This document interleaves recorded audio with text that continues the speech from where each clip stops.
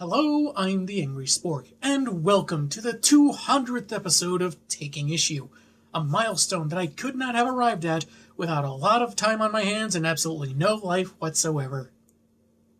It's been quite a journey looking at comics that either delighted, didn't mean anything, or enraged me to the point of madness. I've read stuff by the greats, the legends, and the not-so-much. I repeated myself with 2 non-consecutive years of crossovers, cracked wise, got ticked off, and repeatedly never missed an opportunity to lay down some justifiable smack. Would you let me out of here, brah? I've maybe learned my lesson, kinda. Brah. Shut up! Anyway, call it a recurring theme or an unhealthy obsession, but just like the 100th episode, this is going to focus on Cassandra Cain. Sort of. I'm taking issue with Shadow of the Batgirl, a young adult graphic novel set in its own continuity. That sounds so adult. So, let's... Hey guy, mind if I help? Relax, I'm just you from another reality. I'm the chill spork. Really? So, alternate universes are a thing? All the places that would be confirmed, I didn't see my show being it. Good one. How are we talking exactly? Well, in my universe, they found a treatment for crippling depression, so I found the time and motivation to study trans-dimensional physics and construct a device allowing us to communicate. Huh. So, you don't review comics? Oh, I do, and it's going great. 1 million subscribers, millions more views per video, a lot of repeat views because I'm just so concise, and people really... Okay, that's great. Why'd you contact me anyway? As it happens, I was going to review this book too, and after watching your videos, I thought this might be a fun collaboration. What do you say? I've never really collaborated with anyone before, but let's go for it. We're taking issue with Shadow of the Batgirl, so let's see if the story makes us want to turn the page or turn our heads.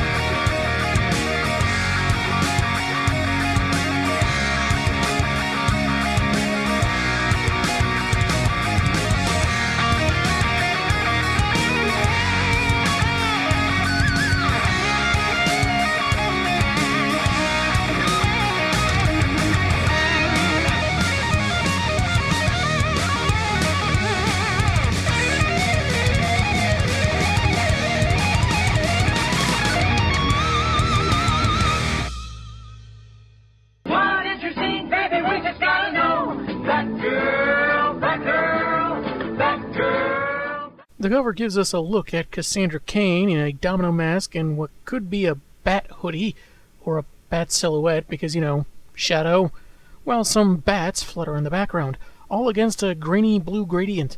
It's noticeable, but bears a certain subtlety to it, like it stands out without trying too hard to stand out. And at the top, there's a quote from Marjorie Liu. Yeah, about this being the kind of superhero book she always wanted and needed, and readers will want to see more of this Cassandra Cain. Allegedly. Maybe that's true. It's not the rebooted version of the primary comic, so anything's possible. Come on, dude. Is that really fair? Yes. Yes, it is. I apologize in advance if I mispronounce any names. Written by Sarah Kuhn, with art by Nicole Gao and Chris Peter. There's a title page of a room full of books, a couple of tack boards, and a bunch of bats flying out the open window. I guess they heard someone call the Orkin Man or are getting out while they can. Then there's another title page, but 2 pages, where we see more of the credits, and even more bats. Maybe they're all headed to a mosquito festival! Or see how many of them can get caught in someone's long hair, like the bat equivalent of stuffing people in a phone booth. Though here in the corner there's this caption, Batgirl based on characters created by Bob Kane with Bill Finger. Okay, nitpicking time. Bat Kane OG Batgirl was created by Bill Finger and Sheldon Moldoff. Barbara Gordon, aka commercially recognized Batgirl, had 3 creators, Gardner Fox, Carmine Infantino, and Julius Schwartz. May the Schwartz be with you! 4 if you include William Dozier, who's credited in terms of concept. And it goes without saying that subsequent holders of the Batgirl title had different creators themselves. So it's really weird and not entirely encouraging that Kelly Puckett and Damian Scott don't get mentioned since it's their creation at the center of the story. Maybe it was just a simple mistake, a misunderstanding. You can't really fault them before reading the story, can you? I'm not saying the story is bad just because of this. It's just weirdly inaccurate as a credit. But yeah, let's get moving. Part 1, Before, with a chapter page, I guess, that looks like the main character sleeping next to a dumpster. I'm Cassandra Cain, and this is me, before. Apparently, she was ahead of the curve on face masks before she was a normal teenager with normal teenager problems, fighting some guy in a suit. She evades him by lying on the ground perpendicular to him, then dodges a swipe and jumps on his back with a smack. Because when I think of a sound denoting someone leaping onto your back with their whole body, I think smack. She gets the guy in a headlock, which turns his color palette from green to burgundy, and he falls over.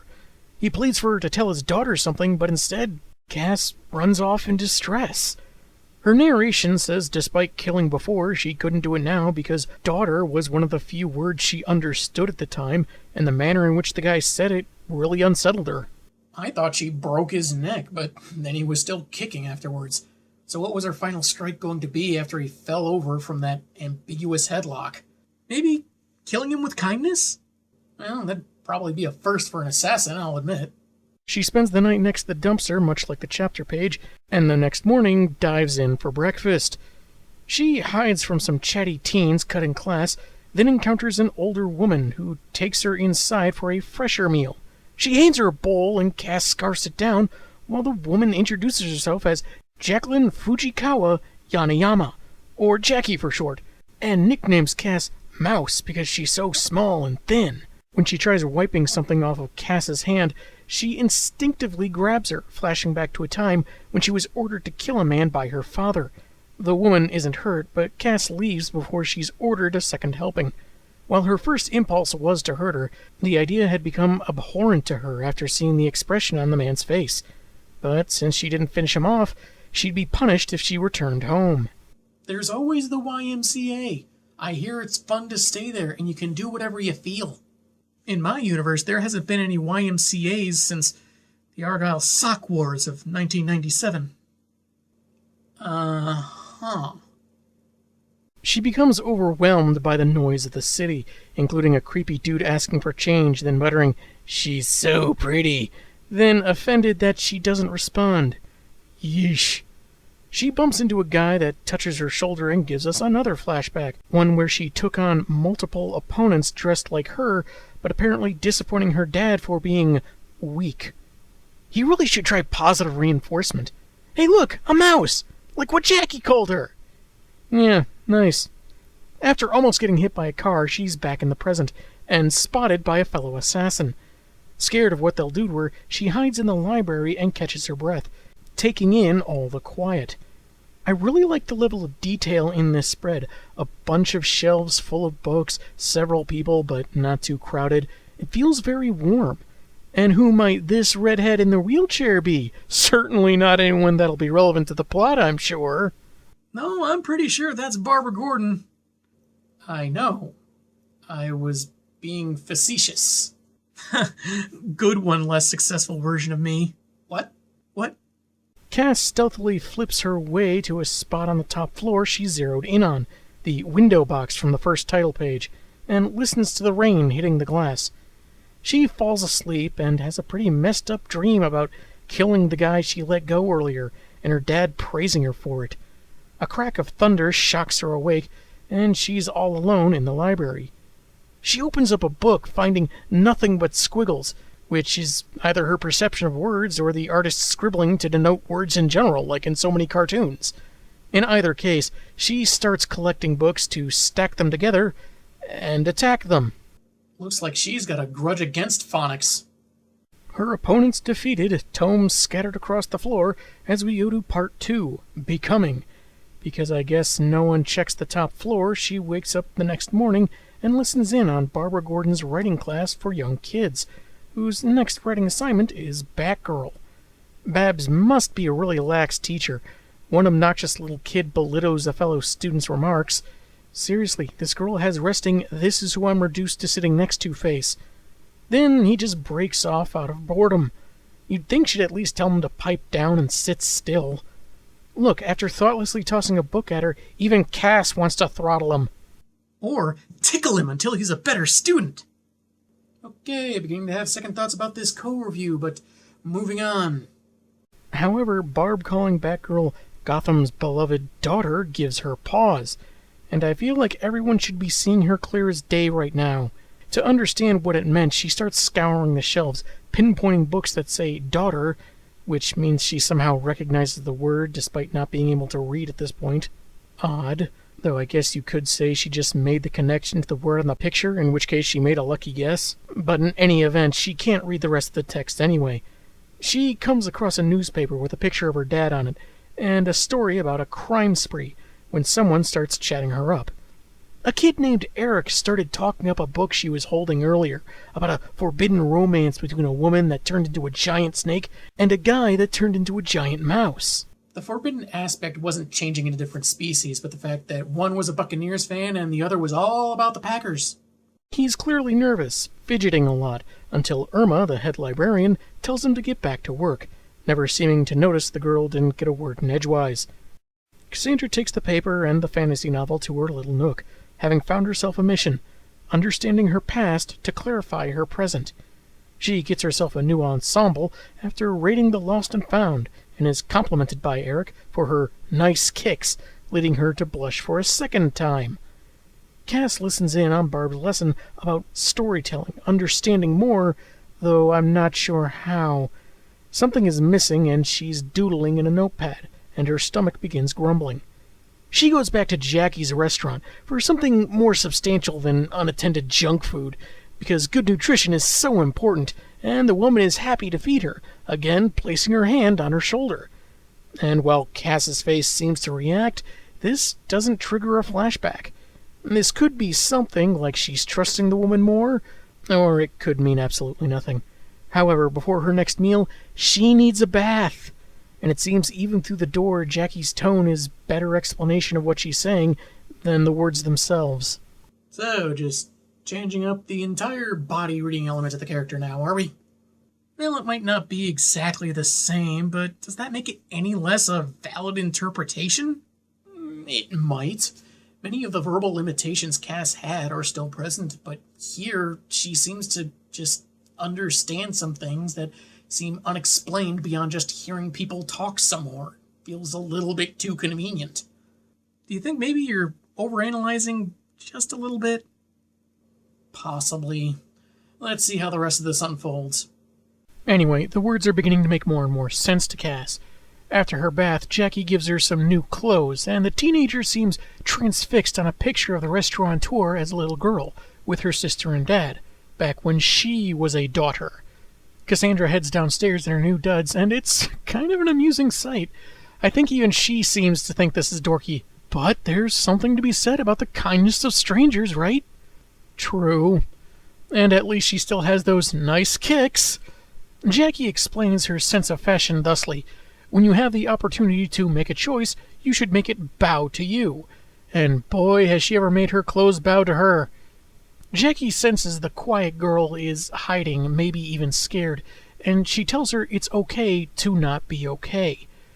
That may be a matter of opinion, because that bald assassin from earlier strolls by, and Cassie is gone in an instant, but leaves a nice thank you self-portrait. Okay, so she's managed a couple of words by hanging out in the library for a couple of days. Is that it? I still think you're overanalyzing, bro. Am I? There's a difference between hearing the words, even understanding the context, and connecting them to the written form. It just feels like maybe a step or two was just skipped, and I've been burned by fans writing this character before. She returns to her library nook, feeling that no amount of present-day okay makes her past just vanish, and might be starting to understand why that man uttering daughter changed her so much. Also, I'm sure Jackie's totally cool with losing that picture of her family. She sees a mouse that's popped up a couple of times before, and though she seems rather repulsed by it or about to kill it, she inspects it closer, possibly making the connection from Jackie's nickname for her and how small the critter is. It seems weird to question, but it feels unclear what she does and doesn't know. Anyway, sometime later, she's listening to another lesson from several feet away. That's me over in Cootie Town. Barbara's telling her class about an outbreak of crime in Gotham from a few years ago, and how Batgirl fought a whole mess of villains. Asking why she did that, Cass just suddenly answers it was because Batgirl is a hero. Either that, or she kept getting sidelined to a lot of costume parties. Also, while Cass is coming along rather quickly in her writing, her drawings are really good. She said this pretty clearly and within earshot of the teacher, so Barb invites her over, but Cass takes off and hides. Gordon follows her, pretty quickly given her wheelchair, and leaves her some Batgirl reading material from the library archives. The top page of which mentions the heroine's disappearance, and after reading what she could understand of the article, she began to grasp who the man from her before was. A villain to be stopped, but first, she had to find Batgirl. Meanwhile, Irma is telling Barbara that she works too late on too many projects and needs an intern, like maybe one of the many students she's been teaching. Also, this lightning across the 2 pages is clearly drunk. After Irma leaves, Cassandra approaches as thunder strikes outside, perfect for making Barb's ticker skip a couple of beats. She offers to be that aforementioned intern in order to learn more about Batgirl. Yeah, and saying that really clearly for a character that knew only a few words a couple of days prior. I guess it's just that easy to be conventionally verbal in this universe. Babs is all excited, figuring this could work into her data digitization project, and starts asking why Cass is so curious about Batgirl, where she goes to school, and her name. But the girl just starts walking off. She doesn't like questions, so Barbara agrees not to ask any if they're going to work together. Though when deciding when to meet the next morning, she again asks for a name. But fortunately, Gordon gets startled by more thunder, giving Cass an opportunity to disappear. Easily shocked by thunder during a storm and instantly forgetting promises? Is this the put-on or just how she is in this universe?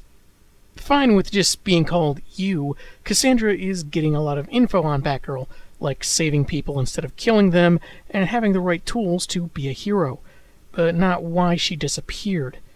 And again, she's got an amazing handle on graphic design. Sure, she had a traumatic life as an assassin and is currently on the run for her life, but at least she got into the Kubert School of Cartoon and Graphic Art. Eric pops in for an awkward moment, asking if Cass had finished that fantasy book they were talking about, or he was talking about earlier, but she more or less brushes him off. I guess inquisitive Babs will have to take solace him not knowing her name either. Later, they're looking at a picture of Batgirl trapped inside some kind of blob monster, Barb saying that the heroine got lucky, but Cass disagrees.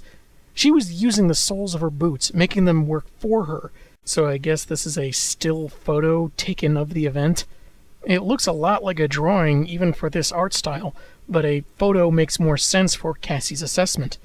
Oh, and it turns out the monster was created when toxic waste came into contact with frozen yogurt. Which is a lot like the monster from the first episode of Scooby-Doo Mystery Incorporated.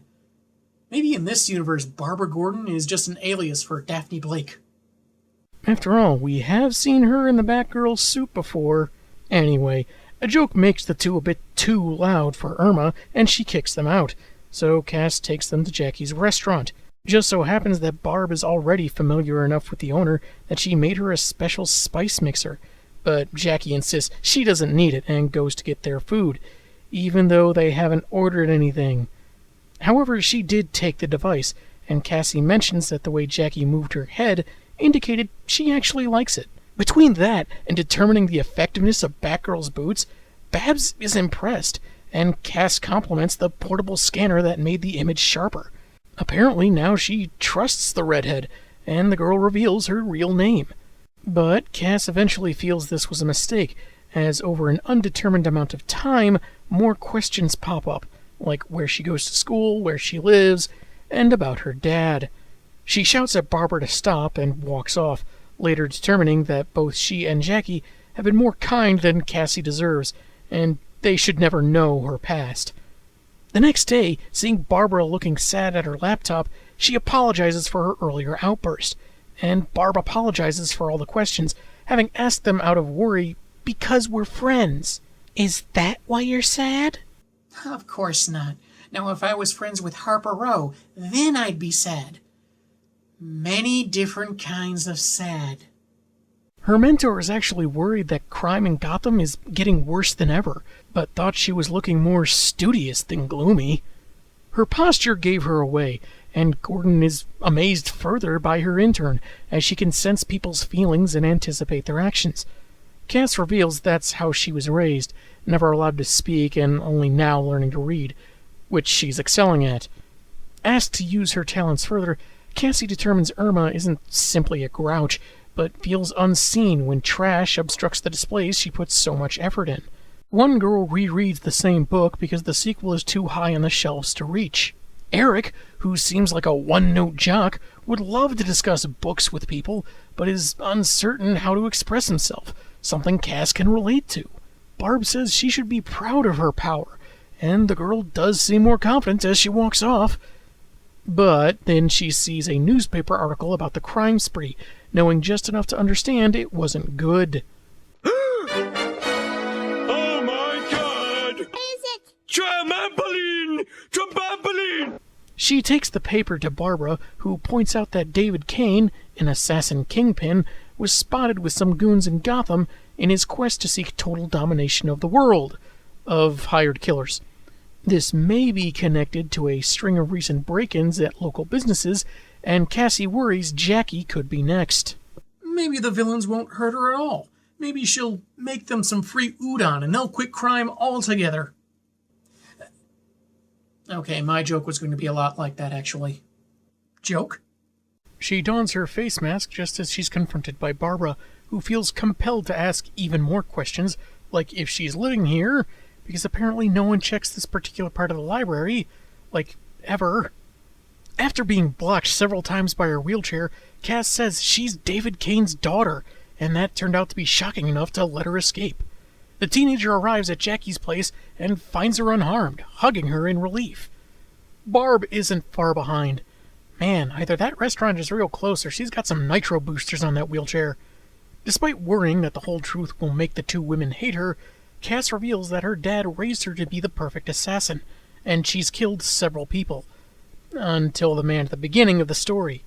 He clung to life and said daughter with such love for his child that it caused a change in Cass, and wants to find her hero, Batgirl, to stop David, but she still feels as much of a villain as her dad is.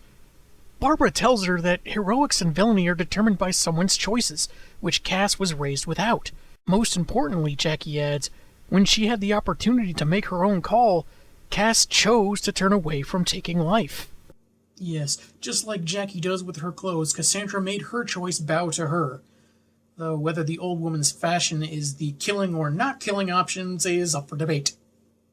Part 3, Being, sees Cass return to her library nook, realizing she didn't know who she was before, but has now decided. Using the various clothes she obtained throughout the story, she cuts, tears, and sews. With a lot of tiny panels. They don't really detract from the spread, they actually fit in a weird way.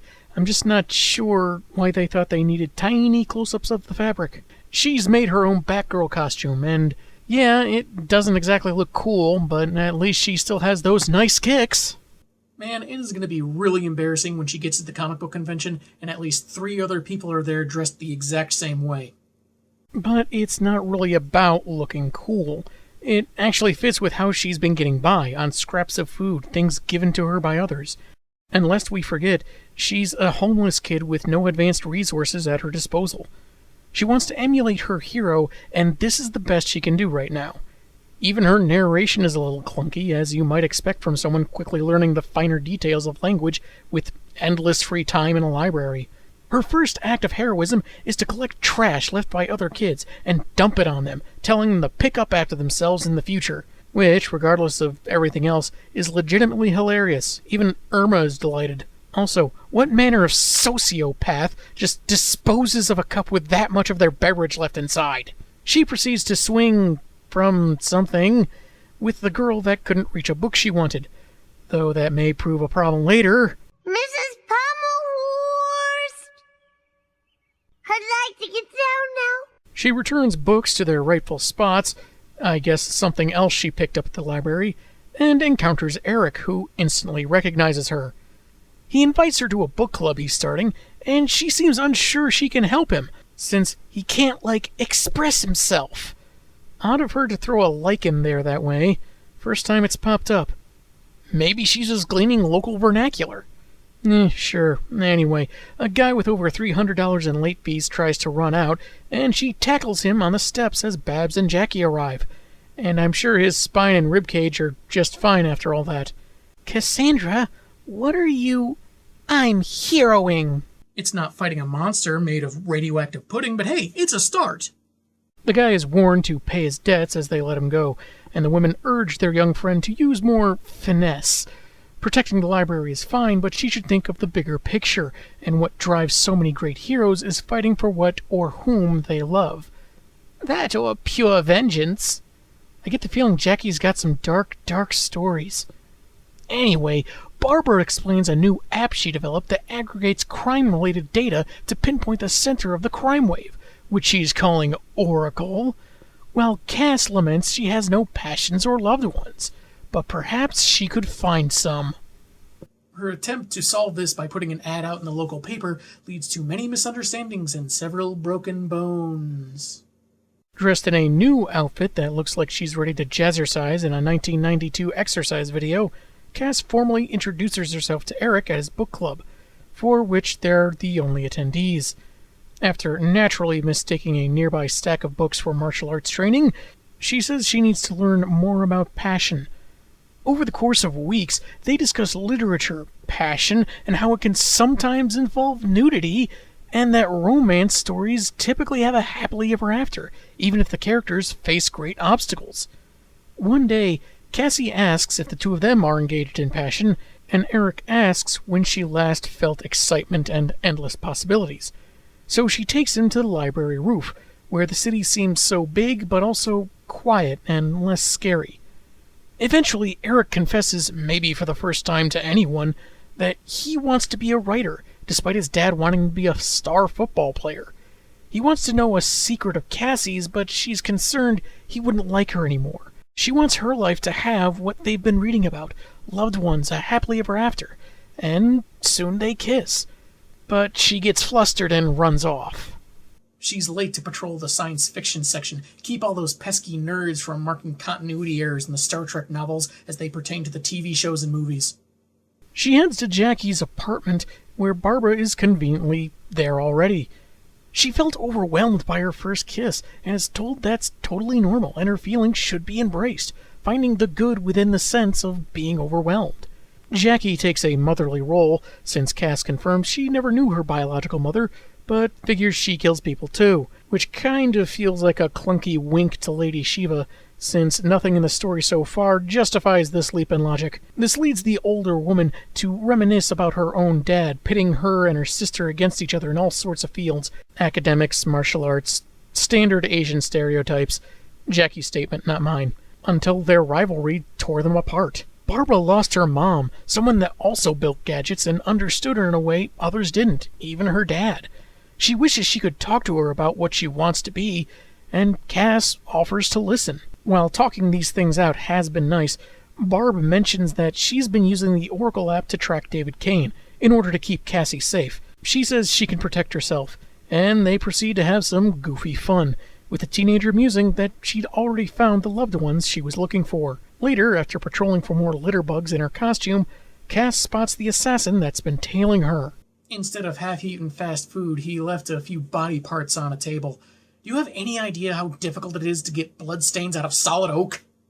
She ninjas her way to the ground floor, with at least one person taking notice, but in that outfit she'd be hard to miss anyway, and mistakenly attacks Eric when he approaches from behind. When she sees her mistake, but not the assassin, she runs off to a rooftop and spends some time brooding about how she can never escape her before. She later visits a sleeping Eric at the hospital, whose arm is in a sling and a cast. Barb is there and stops her from running away, instead taking her to Jackie's restaurant, where Cassandra laments an inability to change. When she felt threatened, her instincts took control and she hurt someone she cared about, just like her dad would want. Believe me, there are worse things to be than someone that mistakenly injures a loved one. Was that really necessary? Necessary, justified, and at this point, involuntary. She's convinced that her dad's soldiers looking for her must all be in her head, which really doesn't track. She's seen one guy look around for her several times, and except for the first time, she ran off before he spotted her. There's been really nothing to indicate it's all imaginary, and why would it be? Wouldn't her dad want to track her down when she's been gone for at least a couple of months at this point? Well, maybe the stress of forcing teenagers to clean up after themselves is affecting her brain. Right. Moving on, Barb assures her Eric will be fine, and that even Batgirl made mistakes. Yeah, like showing any kind of romantic interest in Red Hood. Heyo! Aw, what's so wrong with them being together? Some people really like that ship. Some people like a lot of bad ideas. Funny coming from someone that owns Ghost Rider and Dragon Ball Evolution on DVD, brah. Shut up! Before the redhead can elaborate, a different assassin busts in and Cassandra goes on the offensive. If not for the flashback to hurting Eric, she might have been good to go, but instead is knocked aside. Fortunately, Jackie was trained in every martial art imaginable, and some unimaginable, and she and Barb fight off the intruder. He runs, but not before Cass tears a piece of his cloak with her dad's insignia on it. After a breather, the Oracle app picks up a video of David Kane plotting some kind of takeover the next night within the neighborhood, and wants to secure his most valuable asset.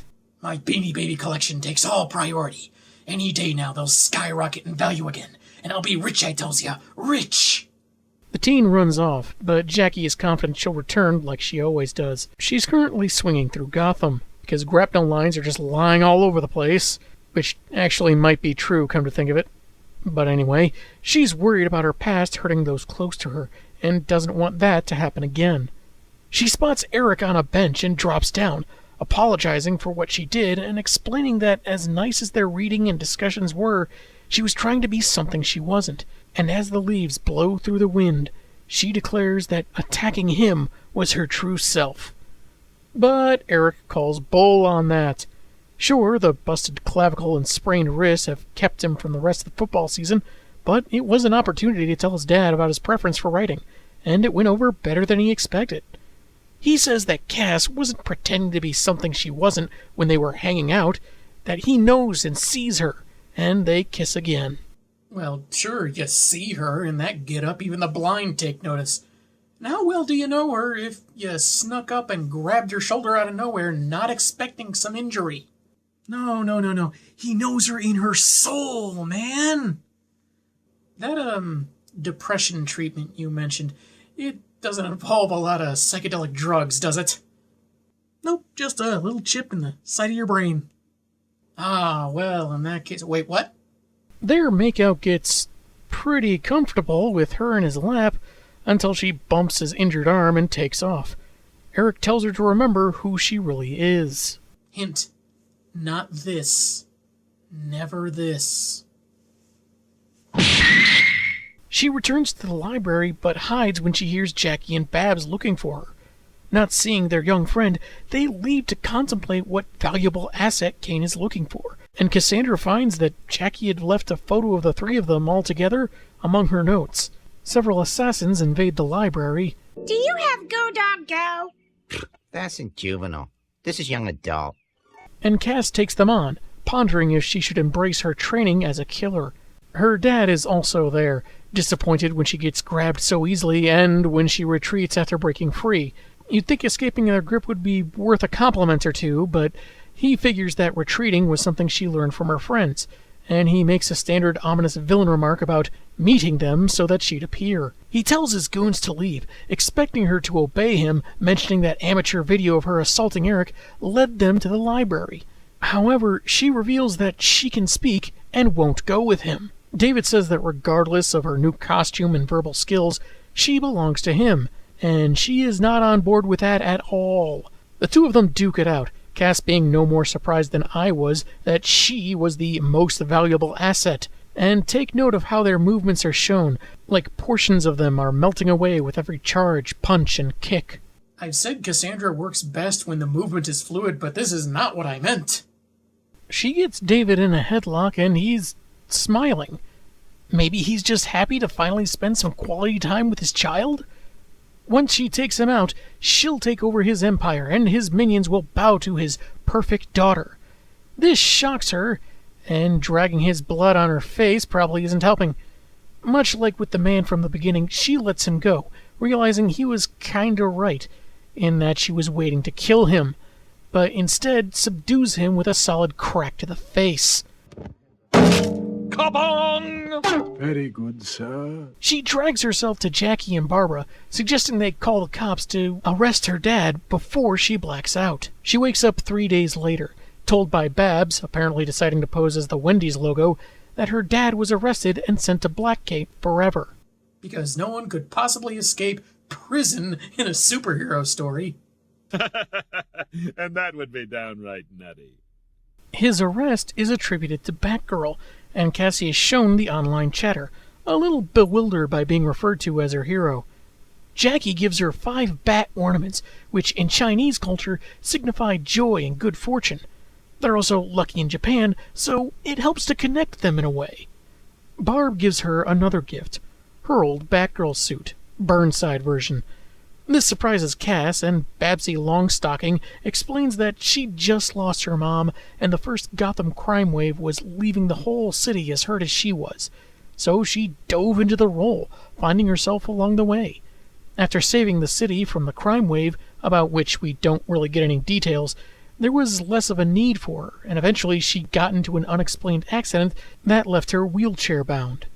Right now, she's found more of a calling in inventing gadgets and programs to help fight crime, and Cassandra can be the Batgirl that Gotham needs right now. Couldn't you use a new pair of shoes? Not the nice kicks. Not the nice kicks.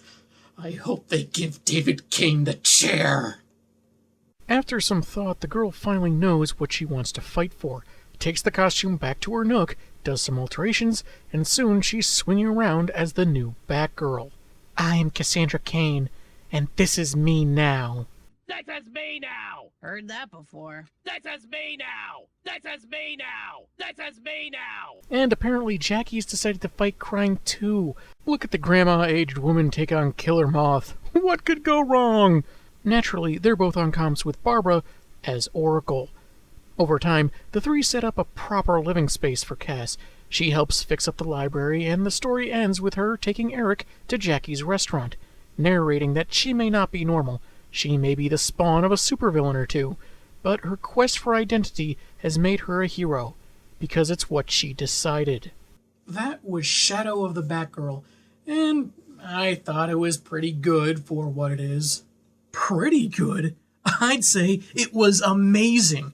But then, what else can you expect but such high quality from DC Comics? I don't know about your version of DC Comics in your universe, but they've really let me down the past several years. This was at least better than James Tynion IV's attempt at remaking the character. James Tynion IV? He's an amazing writer! Is his work different from the version in my reality? Oh no, it's identical in every way. Every page just simply amazing. Such an emotional poet.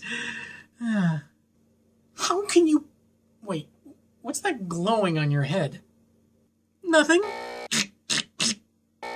Where exactly did you get that chip you mentioned earlier? Oh, DC was giving them out for free halfway through Batman and Robin Eternal. Sure, I had problems with that story at first, but after they held me down and injected a chip into my noggin, I stopped thinking about things like coherent plots, or lazy writing, or character faithfulness, or things making sense.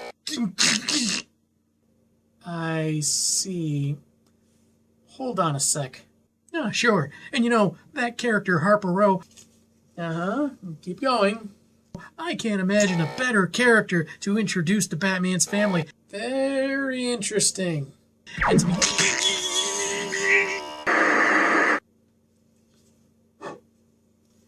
I should have known that only I would want to collaborate with me, and even then, only if I was brainwashed. But back to the graphic novel. Let me clarify that good for what it is statement. While this is indeed better than Tynion's reinvention, and you'd have to put serious effort into being worse than him, I wouldn't say this is as good as Cass's original origin. Some deviations aside, it pays better respect to the characters involved than Batman and Robin Eternal did, and I don't think this should have been the reinvented version of the main canon. It also feels very personal for the writer, writing a bit for her own perspective, largely relating to Cassie's race. While I'm not going to argue someone wanting to see someone that looks like them in the world of superheroes, I think it kind of limits the overall scope of who Cassandra Cain is. Yes, she's biracial, half Chinese, half Caucasian, but I always felt she was much more than that, so it's not something I gave a lot of thought to.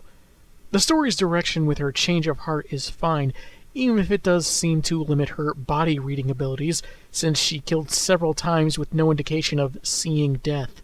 Instead, she listens to the tone of someone's voice as he begs to relay a message to his kid, and the very different tone in which she hears the word daughter compared to her domineering dad. She learns to speak, read, and write really quickly, all self-taught, I guess, which feels glossed over, but it's basically a one-shot, and more believable for that to happen while skulking around a library, listening and watching people, than the Shakespeare tripe. And here's a delightful little kicker for you. All the emotional writing Tynion was going for, the subtlety and nuance he thoroughly failed at, it's done a lot better in this story. We see a wide range of emotions from Cass, each believable given the situation, each natural for what she experiences. She's very expressive and is actually shown struggling in most things. Not drawing, though. Maybe that was part of her assassin training, too. Doodle your enemies before you slay them or something. Her relationships are built in different ways, through the kind generosity of Jackie, offering to help Barbara to learn more about Batgirl, or expanding literary and romantic horizons with Eric. She has a humorous quirk of abruptly starting conversations and then throw in, "Also hi," after a full sentence or two. It does help her feel like a genuine person rather than a bad copy. She's referred to as Tiny Mouse, and a mouse is shown both in a flashback and several times in present day.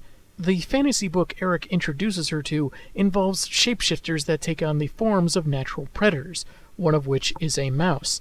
She seems to identify with the critter enough to not only leave it unharmed, but apparently let it live with her, which could be interpreted as her showing mercy to, and forgiving, herself. It also dealt with themes of personal choice. Cass, Jackie, and Barbara all faced consequences for things they did when making a decision, and when their options were dramatically reduced. In Jackie's case, she didn't have much of a choice in how she was raised, but has since chosen to be as expressive as she wants in her clothing, and being a restaurateur instead of whatever her dad wanted, but is estranged from her sister for better or worse. Barbara made the choice to focus her pain of loss on helping a city in need, but when she lost the use of her legs, her options were limited and she had to make different choices, find a more effective calling. And of course, Cassandra's making her own call when she spares that man and later chooses to move beyond her past. All of this works because we're given a proper flow of events happening over time, not just briefly seen for a couple panels every other issue, like in Tech. It doesn't rely on nostalgia or expect the reader to just know these characters well enough from a previous incarnation that they can just skip a few steps, nor reliant on manipulative tactics. Jackie is a fun character, confident but bordering on arrogant, motherly and caring, but enough of an edge to show that she is no doormat.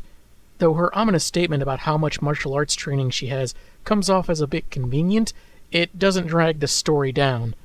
I wonder what superhero name she went with. AARP Woman? Granny Face Punch? The Couch Shooter? David Kane has a more Xanatos or Lex Luthor vibe, given his suit and composure, that while he may be good in a fight, he's much more intimidating with just his presence.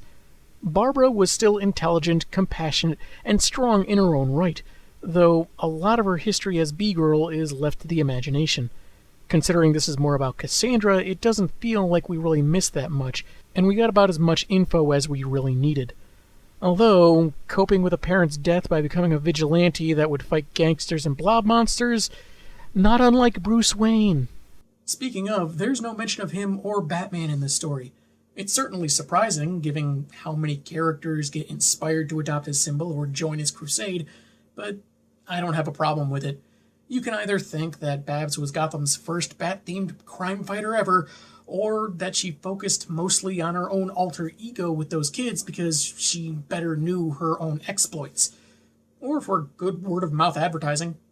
Whatever my dislikes or misgivings about this book are, this story is solid, and the characters feel fleshed out and built, not like the writer thought the work was already done for them.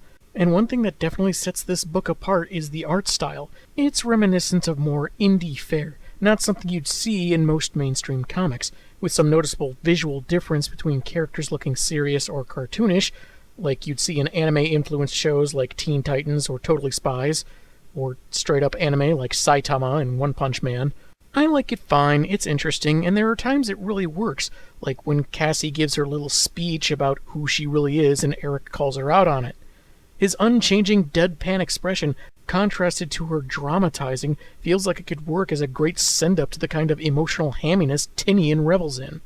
However, when it comes to some fight scenes, in particular the beginning, it felt too rigid and clunky for the action. Then later, to denote fast movements, the artists used more gelatinous visuals that looked odd to me. Not terrible, just thought it didn't work as well for the kind of fast-paced action I usually associate with Cass. I like the costume she eventually got, though its color scheme is a bit more evocative of Charlotte Gage Radcliffe, aka Misfit, and I've mixed feelings about the Bat Hoodie. I can't say I'm chomping at the bit to read more of this version of the character, and I wasn't totally on board with some of the changes, but it is an alternate universe, so I can give it a bit more leeway. Overall, it feels very complete as it is. I realize I'm not exactly the target audience for this book, and I will always recommend the original and best Cassandra first, but this isn't a bad read, and does far better where certain other writers plummeted. There's some swearing not normally seen in mainstream comics, but very sparse and shouldn't be too surprising for a young adult graphic novel, I suppose. I'm the Angry Spork, and man have I got issues.